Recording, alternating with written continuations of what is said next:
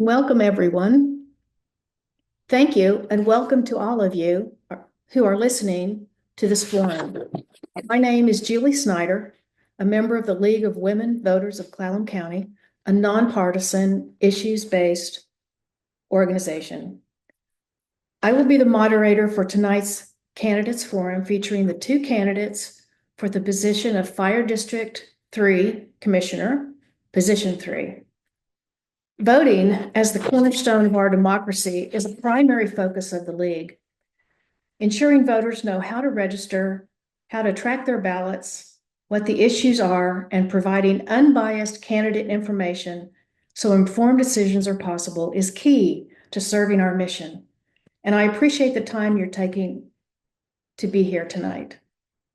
There are many volunteers working to keep things running as smoothly as possible, and I'm grateful to all of them, including Sarah Morrison of North Olympic Library System. Fire Protection District Commissioners serve as the citizens' representatives charged with overseeing management of the fire district. They are responsible for setting budgets, establishing policy, and providing administrative oversight. I'd like to thank these two candidates, Mike Taggart and Bill Miano, for taking their time to participate in the forum this evening. We are recording this forum, and within the next few days, we will be posting links to the recording on the League's website, www.lwvcla.org. We're also posting the links on the Facebook page. Over the past couple of weeks, we have received questions from the community. So the questions you hear tonight are your questions, and we thank everyone who took the time to submit them. In many cases, multiple people submitted similar questions, and we did our best to combine the questions in a way that allows us to cover as many questions as possible on a wide range of topics in an unbiased manner and in the time we have this evening. Before we begin this forum, we made sure that all candidates were able to see our timer, and now we'd like to put that to use. Each candidate will give a 2-minute opening statement in the order of the candidates will appear on the ballot. After that, we will move to the question portion, where each candidate will have 90 seconds to answer. Starting in the order the candidates will appear on the ballot, and then alternating who will answer first. At the end of the forum, each candidate will have a 1-minute closing statement in reverse order from the opening statement. We will now hear each candidate's opening statement. Please tell us why you are running for the Fire District Commissioner 3, Position 3, what your qualifications are for serving, and what your goals are while in office. Mike Taggart, you will go first, and you have 2 minutes.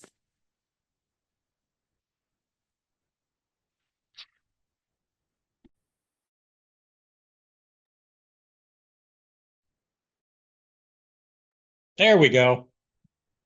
Sorry about that. Thank you, Bill. As I was saying, it's thank you all for putting this on and for inviting us here. And it's good to put a face with a voice there, Bill. So we've spoken on the phone, and now I get to see what you look like. So my primary goal here, I've been a fire commissioner for almost 12 years in both Washington State and California. I'm all about transparency, and I think District 3 does a fine job right now. I've looked at their website. I've spent a lot of time looking over stuff.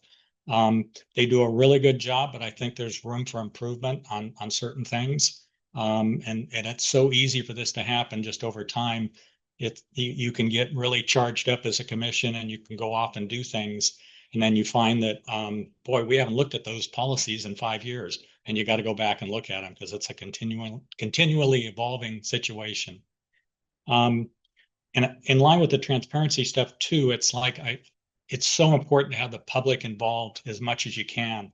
And I think, for instance, me having right now the meetings are at I think 1 o'clock in the afternoon on a Tuesday, and I think we could do much better by having evening meetings when more people could attend. And I also think the board could really benefit, and the public could really benefit by having a 5-member board instead of a 3-member board. There's a whole lot you can do as a commissioner between meetings, and it's really hard if you only have three commissioners, because you always have a quorum if there's another commissioner there. So for things like committee meetings with neighboring agencies and partners and things like that, it's kind of nice to have two guys or two people that can run off and meet with folks and come back. And that way, if one person's memory is not quite perfect, you got two brains to work with. So it's all benefit to the public to do such things. So and that's mainly why I'm here, is to try to make things better. Thank you. Bill Miano, you now have 2 minutes. I'm running, so I'm the incumbent current commissioner. So I was elected in 2019. The term started in 2020. Qualifications, to answer that. So first term as commissioner, retired firefighter from outside of Salt Lake City, Utah. So retired from West Valley City. I've attended the board meetings before was elected. Just took an interest after my family moved here to Sequim. The goals for and why I'm running for the second term so the first term got started in January of 2020, and by March 2020, we all know everything changed. So the first 2 to 3 years of my first term were dealing with COVID and the effects on the fire service. So what I'd like to do in a second term is actually do a whole term as a commissioner that's outside of crisis mode and actually working to further the goals of the board. The district is in a massive growth spurt.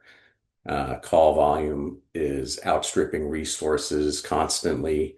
We have a unique demographic that uses our service at a high level and creates a lot of challenges for a district with limited budget like ours. We have a big city call volume on a very small city budget. And so my second term, I would like to work through those issues. Thank you. Okay, now for our question portion. The first group of questions addresses management responsibilities. Question 1, what is the role of the commissioner in the daily operations of a fire district? What is the relationship of the fire commissioner to the fire officers and line staff?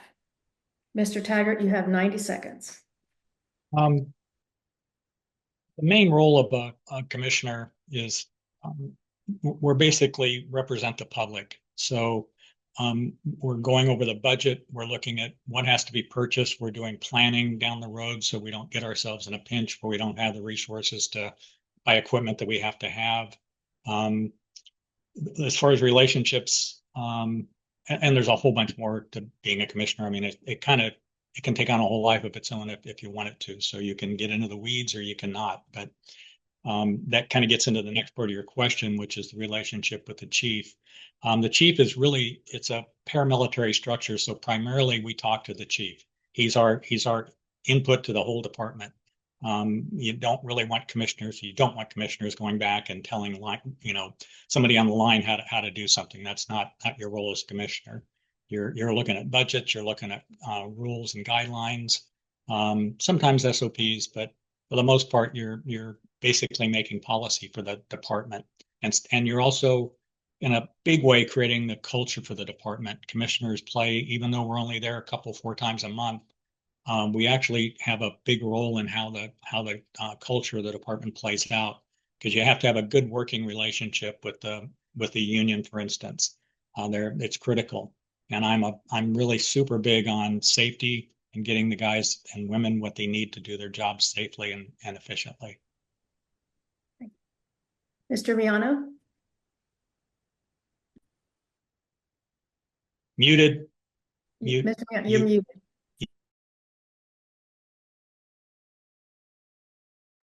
There we go.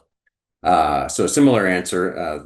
The role in the daily operations is minimal, other than in kind of the introduction that you gave of the commissioners set budget policy and perform oversight. So we are the representatives of the voters and the taxpayers.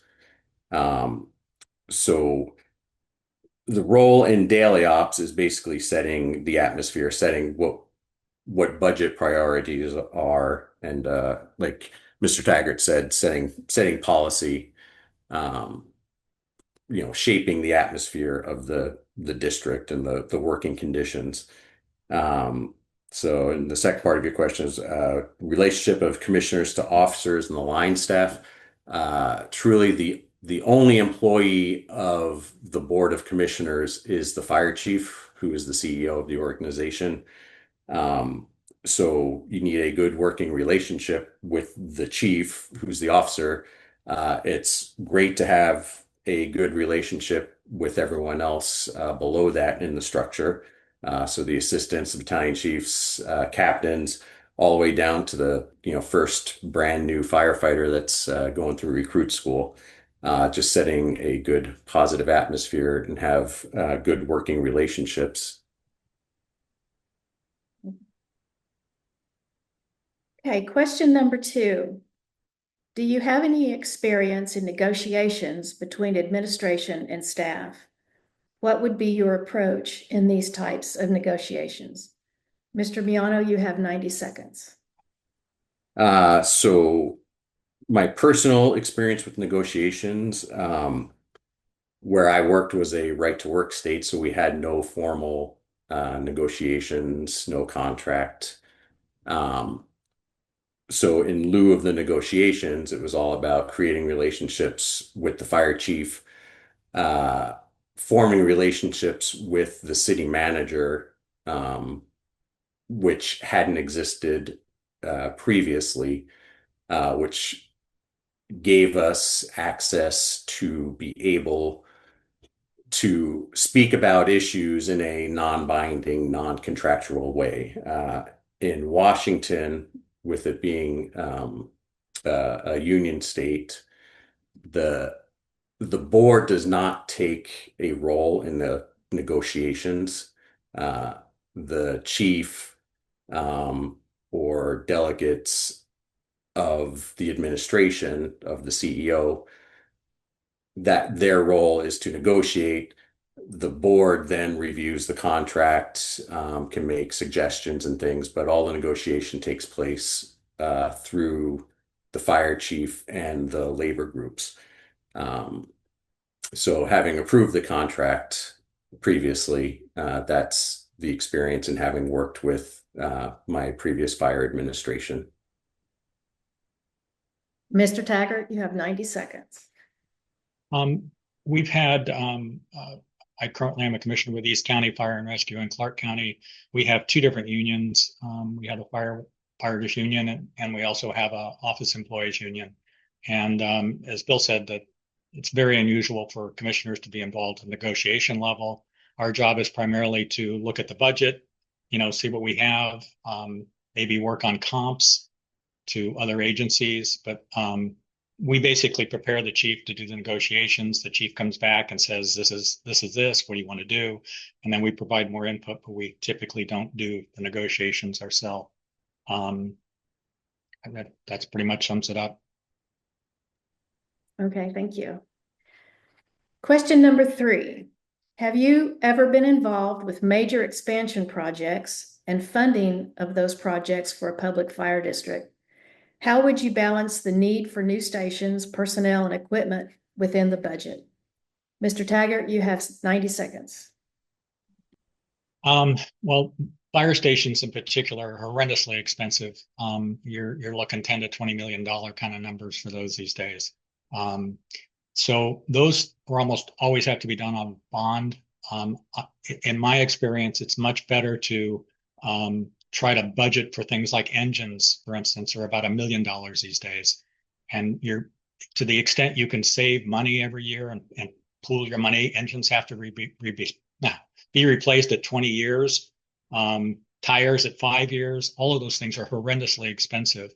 And you need to basically budget for those for their lifetime. So you really need I have not seen a document like that. I'm sure there's one that exists right now in this district, but I have not been able to find it, but I'm sure it's there. So that's kind of the answer to that. Thank you. Mr. Miano, you have 90 seconds. So experience with expansion and funding. Again, my previous department, I wrote a few grants. My previous city, West Valley City, again, the city was growing. I wrote a grant called a SAFER grant, which is a staffing grant. We got awarded that. We were awarded 15 firefighters. Ironically, it came in 2009, right in the depths of the financial crisis, and we had to renegotiate the grant, and we took 4 firefighters, which was a fairly common issue during that time.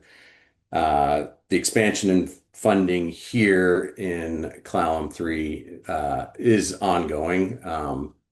There's been a planned replacement for Station 33, which is the Carlsberg station, since the late 60s, is what we could find.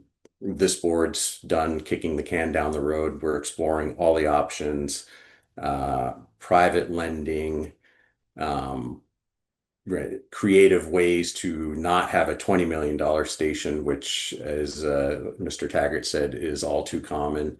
Looking at the possibility of a bond, pretty much everything is on the table right now. And we do have a capital improvement plan, so that should be in the website. Thank you. Question number 4. Could you explain the process and procedures when a board of commissioners has only 3 members? Mr. Miano, you have 90 seconds.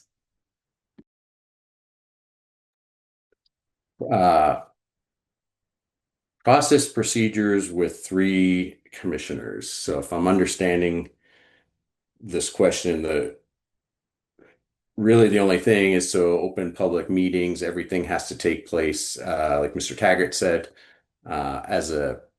all official action takes place as a quorum. So anytime there's 2 of us together, you can't talk about work, you can't talk about commission, you can't poll each other and see what anyone thinks about a specific issue. So the procedures are, processes, everything takes place in a meeting with 2 or more of us, and that's also the procedure to stay within the OPMA, the Open Public Meetings Act. Thank you. Mr. Taggart, you have 90 seconds. Honestly, I have not been on a 3-person board. I have served on 2 5-member boards. I just inherently, I've been chair, I've been vice chair, and there's just times when another commissioner wants to talk to you about something related to a business, and you can't really talk about it unless you have 5 members, because with 3 you're setting up a quorum again.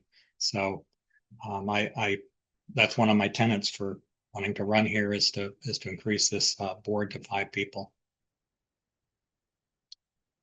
So no other, I have no way to talk about it. Okay, thank you. Question number 5. What would be your strategy on meeting demand in the district and how that demand will be funded? Mr. Taggart, you have 90 seconds. I was already unmuted. Well, as Bill pointed out earlier, the call volume is increasing here like crazy, and that's just going to probably keep happening, I'm guessing, based on history. To the extent we can plan stuff, that just has to happen. And in terms of both resources, getting people on board, getting people trained, getting people cross-trained, and then you've got all the apparatus stuff to consider. There's just a never-ending list of things to do that are continuing to evolve. So planning is how you do all of this, and you again, having I'm a big proponent of having basically strategic planning meetings separate from board meetings, because you can get a whole lot more done than trying to get done just business. It does create an extra meeting a month or a quarter, or however one plans to do it, but you can get a lot more public involvement. To me, it's just a much better streamlined way to do things, because when you try to get everything done in a meeting, it's really hard to do that and do it well. So that's about it. Thank you. Mr. Miano, you have 90 seconds. Okay. Yeah, so like Mr. Taggart brought up, to meet the demand and the funding, so that the demand is quickly stripping our resources. So things that have been implemented recently to try and meet the demand. We have a mobile integrated health or community paramedic that started earlier. Let's see, I know we just passed the first year of that program.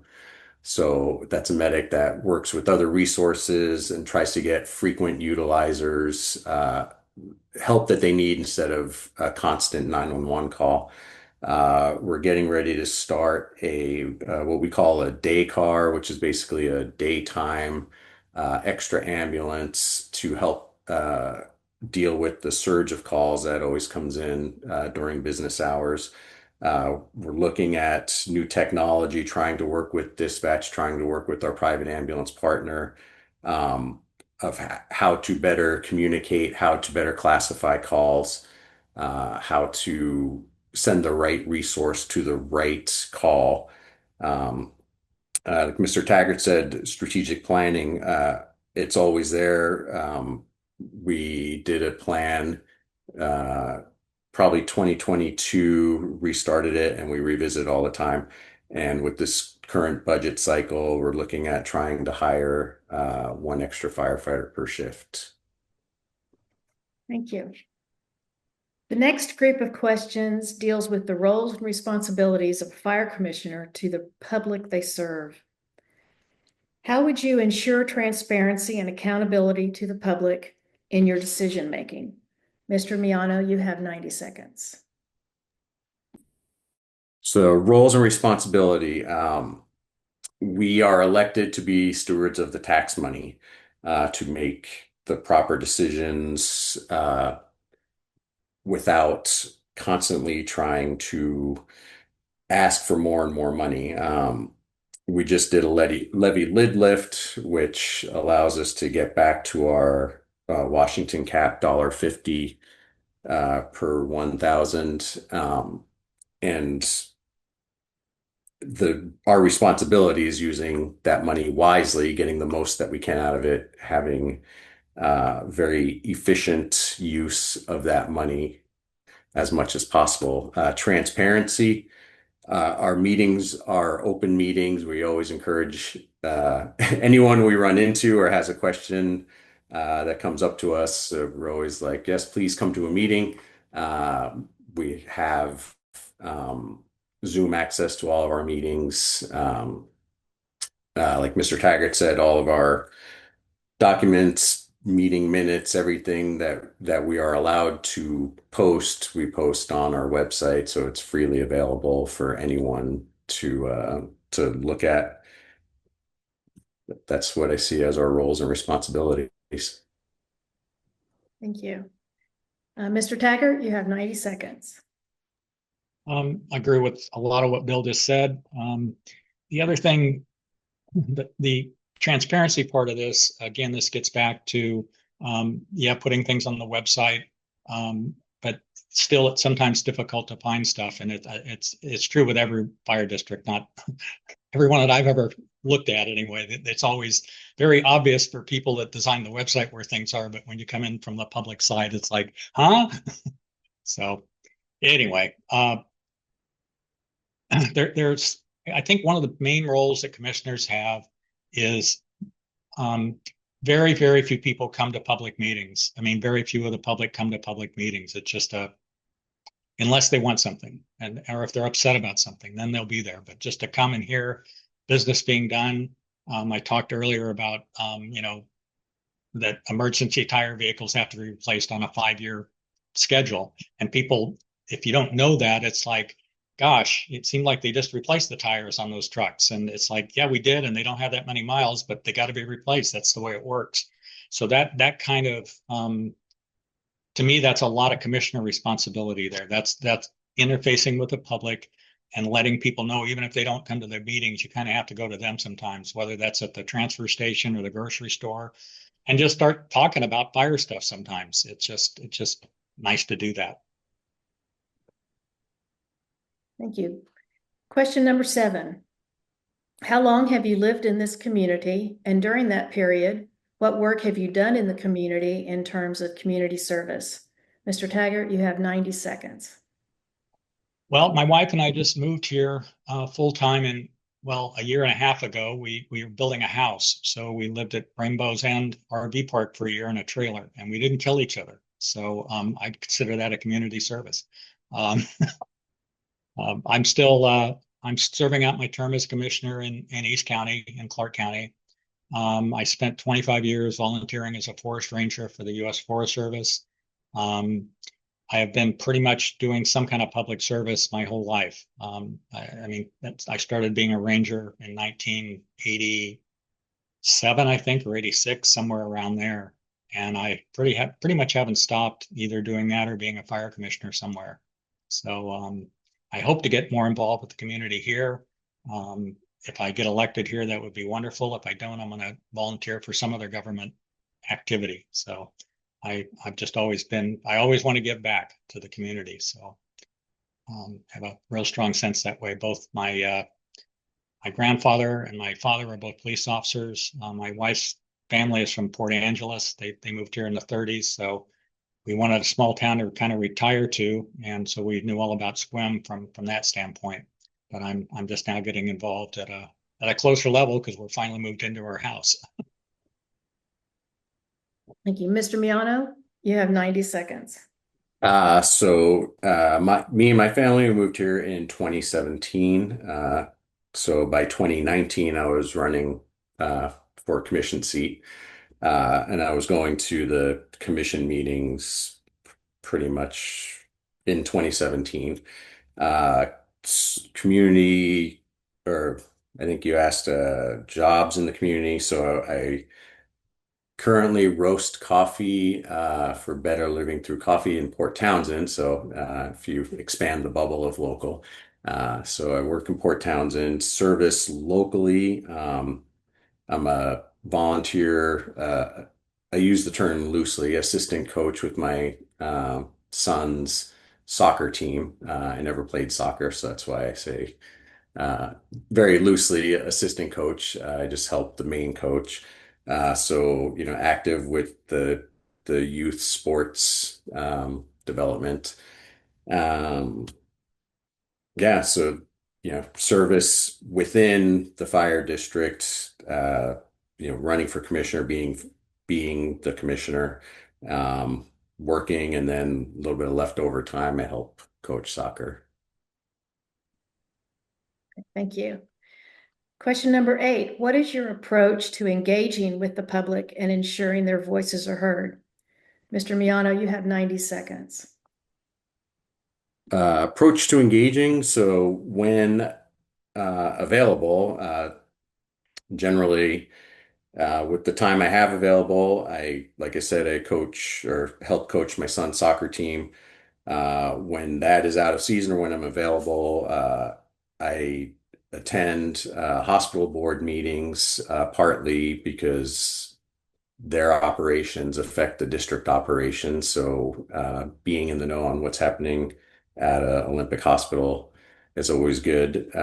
When we have fire district events, again, if it's not soccer season, the safety fairs, things like that, attend. And like Mr. Taggart said, just interact with the public as much as possible, answer questions, having your fire district commissioner shirt on, people will approach you and ask questions. The I recently did a podcast locally that answered questions that had come in on the forum online. Tried to reframe and reset some questions or ideas that people had about what the fire district is all about.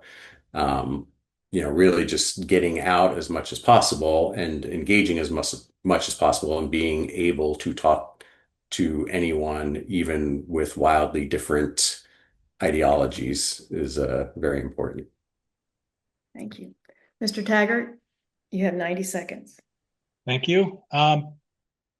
I walk every day. I have walked every day for a lot of years. Being a forest ranger got me into that habit. And Bill, you mentioned wearing your fire commissioner shirt or whatever. I do that when I'm on the trails. Not so much here yet, but when I was in my old neighborhood, everybody knew I was a fire commissioner, and everybody would come out. If you got is the burn ban on? Can I do this? Can I do that? And even if I didn't have an answer, I could text the chief and get an answer very quickly. So I think it's just so important for people to know that you're out there as an elected official. You live in their neighborhood. You go to their market, and they see you at the market, and they know who you are, and they can put a face to. I got a fire question, and I know that guy comes into this store about this time every day. I'm going to go find him.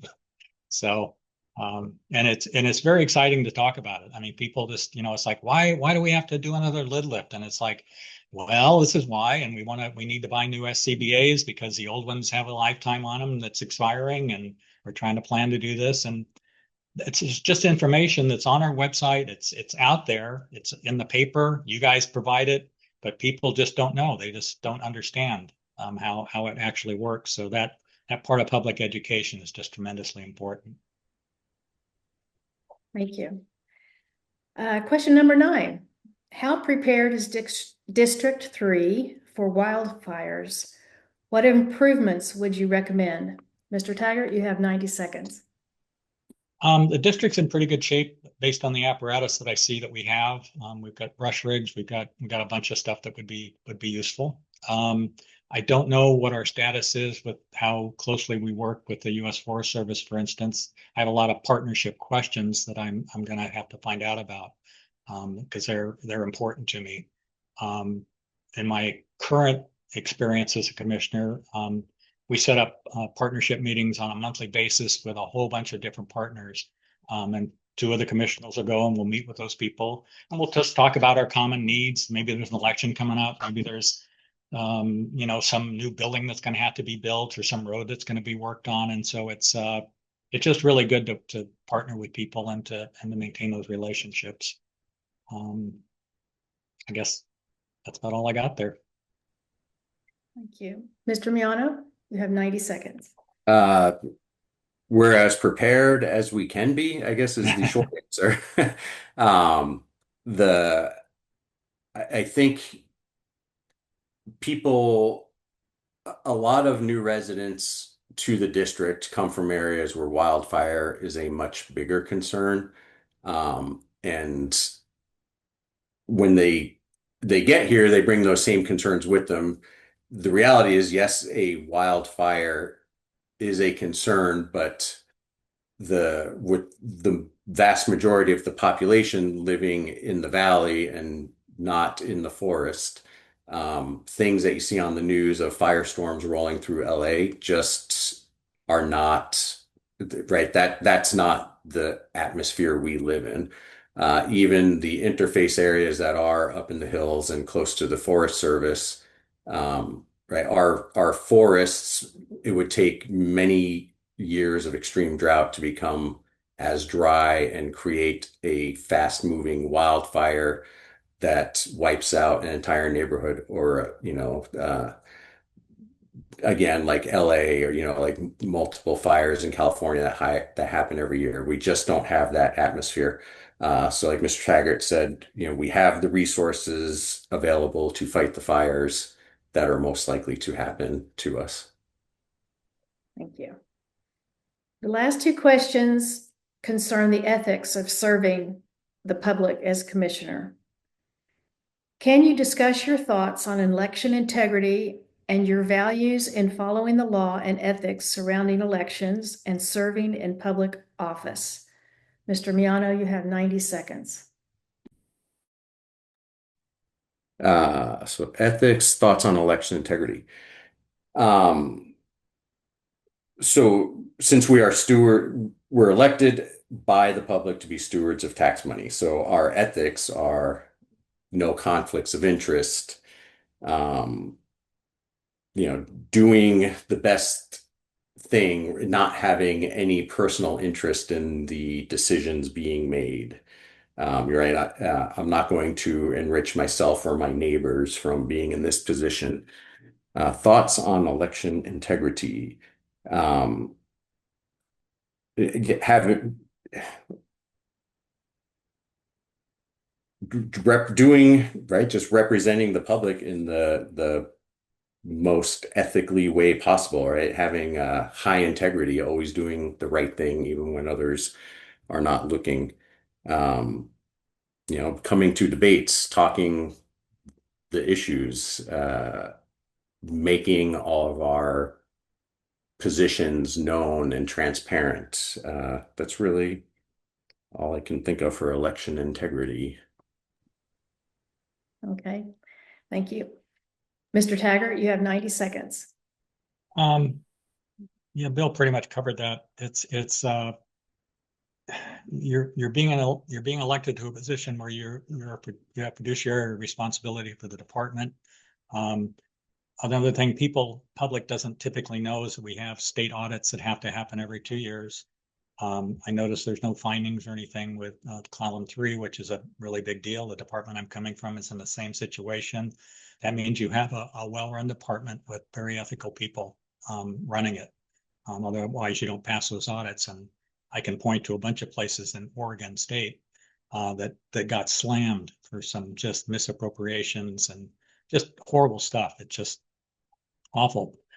And as far as election integrity, I don't know what that exactly means. I mean, I think Washington State's mail-in ballot system is a great system.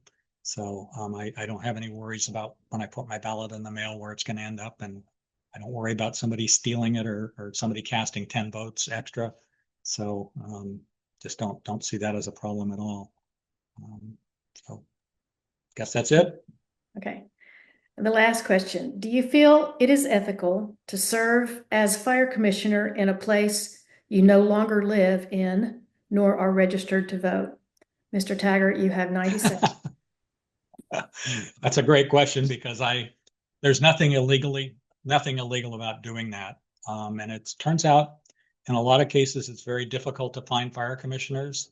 I would have been happy to leave had there been somebody to replace me, but the board specifically asked me to stay on in my position as vice chair. So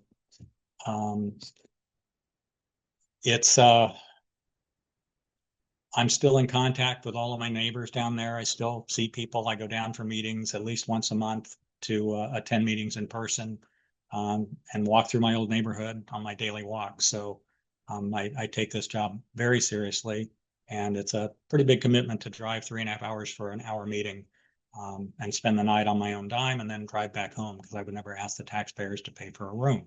So that's not they didn't elect me to come visit and pay for my room. So it's I guess that's the only way I can answer that question. I don't think there's anything unethical about it. In fact, I think it takes some dedication to do it if you're going to drive that far. Okay, Mr. Miano, you have 90 seconds. All right. So this question has been asked to me because people who look and see who's running go, if they Google our names, they see Mr. Taggart is a commissioner. And so they say, how can he do that?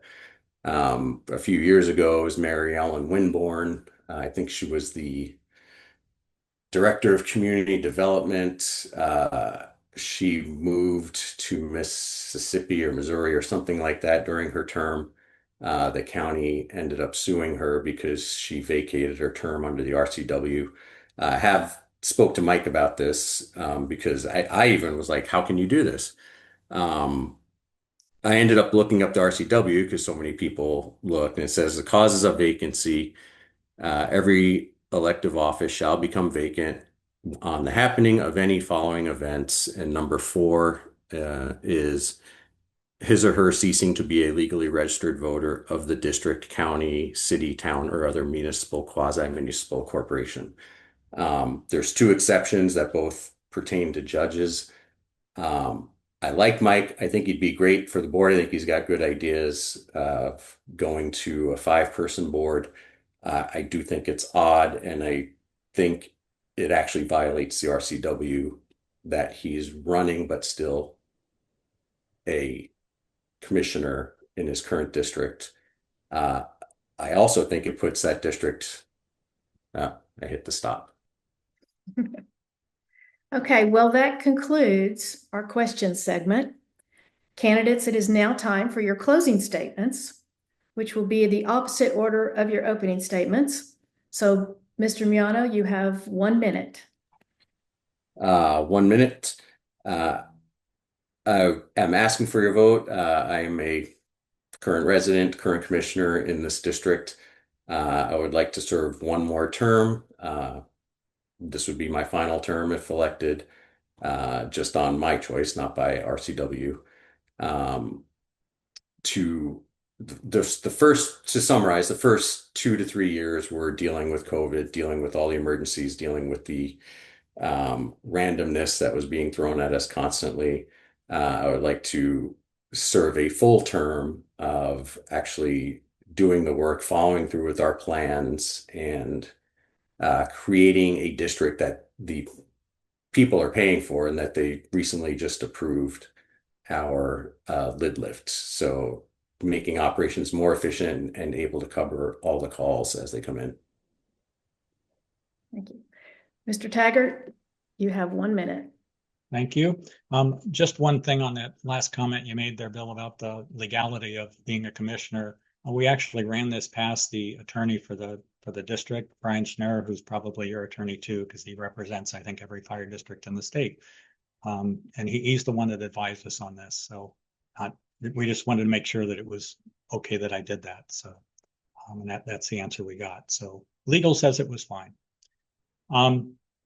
Again, I think the district's in good shape, but I think it can be in better shape. I think there's some new ideas and some different ways of looking at things that would make the district run better. I think we could do better with partnerships, and I think we could do better with transparency. So that's what I'll be working on, and I'm glad Bill's in favor of a 5-member board. That'd be a big thing, because then you could get us both. Thank you, guys. Thank you, everyone, for listening to this focused policy discussion tonight, and thank you, candidates, for your thoughtful answers. These candidates have taken the bold act of running. Now it's our time to do the voting. If you are not yet registered to vote or know someone who isn't but could be, we encourage you and them to go to votewa.gov and register, either online or by mail through October 27th or in person at your county courthouse until November 4th. If you're not sure about your voter registration status, you can check it on the votewa.gov website. If you want more information on the candidates, we encourage you to visit vote411.org to read the candidates' written responses to a variety of questions. Ballots will be mailed October 15th and can be mailed in or placed in one of the many drop boxes throughout the county. General Election Day is November the 4th, so please be sure to fill out your ballot and get it either in the drop box or in the mail.